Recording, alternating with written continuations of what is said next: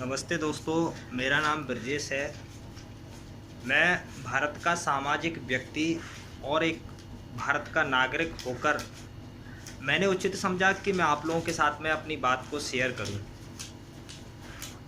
अभी हमारे भारत के मुखिया माननीय मोदी जी के निर्देशानुसार हम और हमारा प्रत्येक नागरिक एक स्वच्छता की ओर जा रहा है।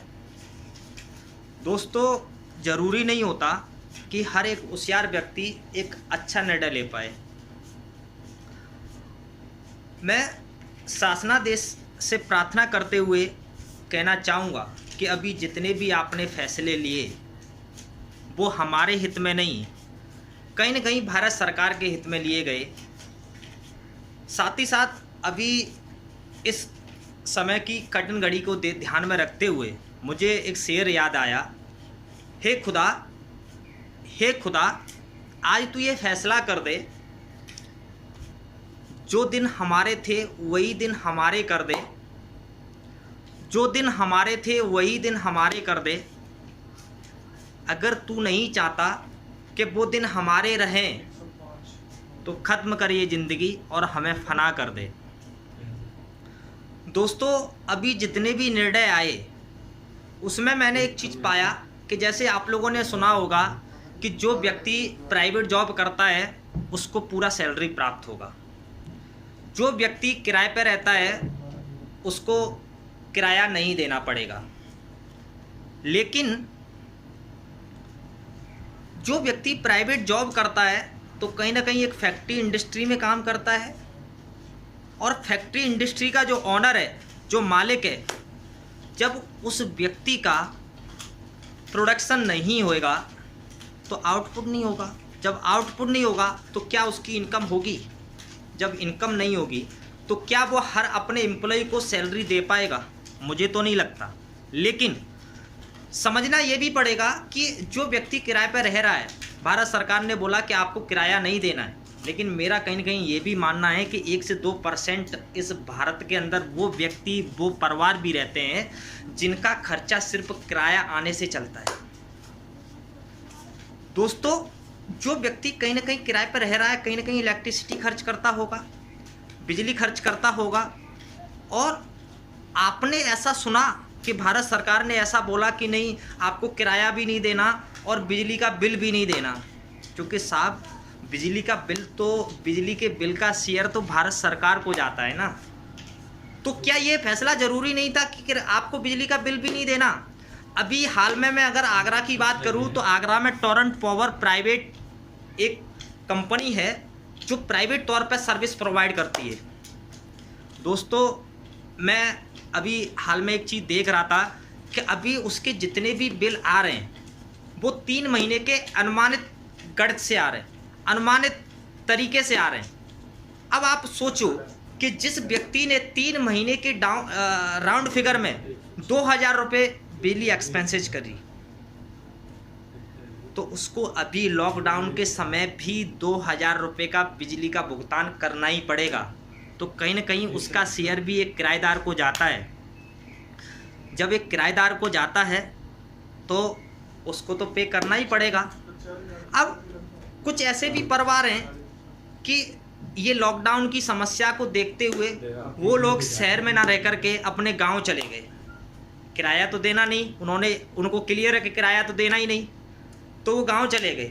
अब आप सोचो, उनको बिजली का बिल देना ही पड़ेगा 700-800। मेरा यहाँ तक मानना है कि जो व्यक्ति किराए पर रह रहा है उसका 1000 रुपये मंथली का बिजली एक्सपेंसेस उसको देना ही पड़ता है। 1000 रुपया मंथली उसको देना ही है।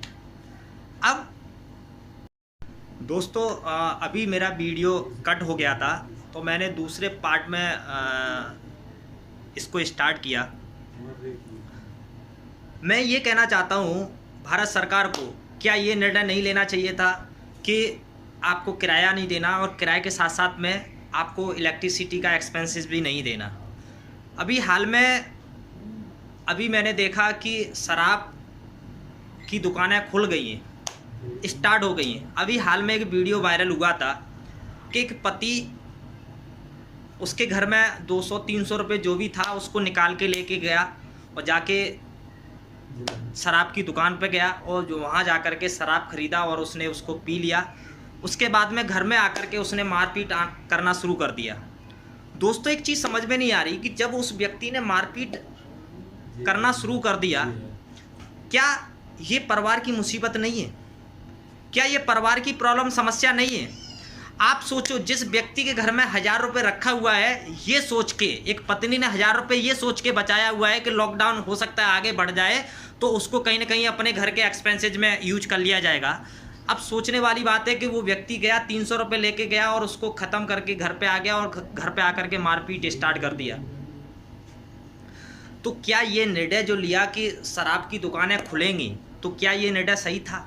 लेकिन ये बात हम सबको अंडरस्टैंड करनी पड़ेगी कि ये निर्णय लेने का कारण था कि कहीं ना कहीं गवर्नमेंट को अपने लॉस देखना था, अपना प्रॉफिट लॉस पे पहले काम करना है। अभी हाल में ही मैं एक इंटरव्यू में देख रहा था कि हमारे केजरीवाल जी ने एक स्टेटमेंट दिया कि अगर भारत सरकार हमारा यातायात और हमारे फैक्ट्री इंडस्ट्री स्टार्ट नहीं करेगी तो हमको टैक्स प्राप्त नहीं होगा। बहुत अच्छा लगा ये बात सुन के कि टैक्स प्राप्त नहीं होगा, क्योंकि जब टैक्स प्राप्त नहीं होगा तो हम एक अपने गवर्नमेंट एम्प्लॉय की सैलरी उसको प्राप्त नहीं कर पाएंगे। अब आप सोचो, अपनी भारत सरकार पे इतना पैसा नहीं है कि 2 महीने 3 महीने तक एक सरकारी कर्मचारी को सैलरी दी जाए। सोचना पड़ेगा दोस्तों, जब एक भारत सरकार पे इतना पैसा नहीं है कि अपने कर्मचारी को सैलरी दी जाए, तो क्या आप ये मानते हैं कि जो भी फैक्ट्री इंडस्ट्री का ओनर है, क्या उसके पास में इतना पैसा प्राप्त होगा कि वो अपने एम्प्लॉय को सैलरी दे पाएगा? दोस्तों मैं अपनी बात को ख़त्म करते हुए ये कहूँगा, पहला मुद्दा तो मेरा ये है कि कहीं ना कहीं भारत सरकार ने ये निर्णय नहीं लिया कि भैया आपको किराया नहीं देना, किराए के साथ साथ इलेक्ट्रिसिटी का बिल नहीं देना। आप सोचो, एक घर में 1000 से 2000 3000 रुपये का एक्सपेंसेज आ रहा है इलेक्ट्रिसिटी के बिल का। क्या वो खर्चा नहीं है? क्या वो एक्सपेंसेज नहीं है? वो भी तो कहीं ना कहीं एक्सपेंसेज है। कहीं ना कहीं उस पर ध्यान देना चाहिए था। जहाँ पर राशन की दुकानें, जहाँ से लोगों को खाने पीने का सामान मिलता है, जिससे पूरा मतलब एक अपनी बॉडी चलती है, उसको बोला कि भैया आप 12-1 बजे तक इसको खोल सकते हैं, लेकिन दारू की दुकानें 10:30 बजे से खुलना स्टार्ट होगी और इधर 7 बजे तक आपको दारू प्राप्त होगा, क्योंकि कहीं ना कहीं टैक्स, कहीं ना कहीं पैसा, कहीं ना कहीं शेयर भारत सरकार के हित में जा रहा है। तो कहीं ना कहीं भारत सरकार का अपना खुद का नुकसान ना हो जाए, इस बात को पहले वो अंडरस्टैंड कर रहे।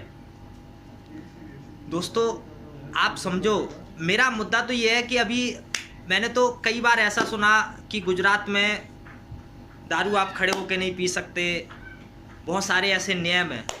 और कहावत भी आप लोगों ने सुनी होगी कि दूसरे की कमाई तो सबको अच्छी लगती है। वो मुझे भी लगी और मेरे हर एक भारत के नागरिक को लगी कि साहब वहाँ ऐसा ऐसा करके नियम है, तो कहीं ना कहीं हमारे देश में जो मुखिया जी हैं, माननीय मोदी जी, वो कुछ अच्छा करके देंगे और वो हम सब उसका लाभ उठाएंगे। लेकिन अभी तक मैंने आपको एक वर्ड बोला कि ज़रूरी नहीं होता कि हर एक होशियार व्यक्ति एक अच्छा फैसला ले पाए। तो दोस्तों मैंने आप लोगों को कोई ऑर्डर नहीं दिया, और मैंने ना आप लोगों को कोई एडवाइस दी है, क्योंकि मैं इस लायक भी नहीं हूँ, क्योंकि मैं भी एक आम आदमी हूँ। मैंने आप लोगों से सिर्फ प्रार्थना करी है, और मैं फिर भी आप लोगों से कहना चाहता हूँ इस प्रार्थना के माध्यम से कि कहीं ना कहीं भारत सरकार को उस मुद्दे पे भी बात करने चाहिए था कि हर भारत में रहने वाला व्यक्ति कहीं ना कहीं इलेक्ट्रिसिटी यूज करता है, और कहीं ना कहीं उस मुद्दे पे डिस्कस करना चाहिए था। दूसरा डिस्कशन कि भैया अभी इस शराब की दुकानों को खोलना ज़रूरी नहीं था, क्योंकि समस्याएं बढ़ सकती हैं इससे। आप सोचो, और मेरा तो ये भी मानना है कि क्या ये ज़रूरी था कि शराब की दुकान खुले और लोग उसको पिएं और घर परिवार में कलेश हो? दोस्तों आगे मैं बात नहीं रखना चाहता, मैं आप लोगों से अपनी बात को ख़त्म करते हुए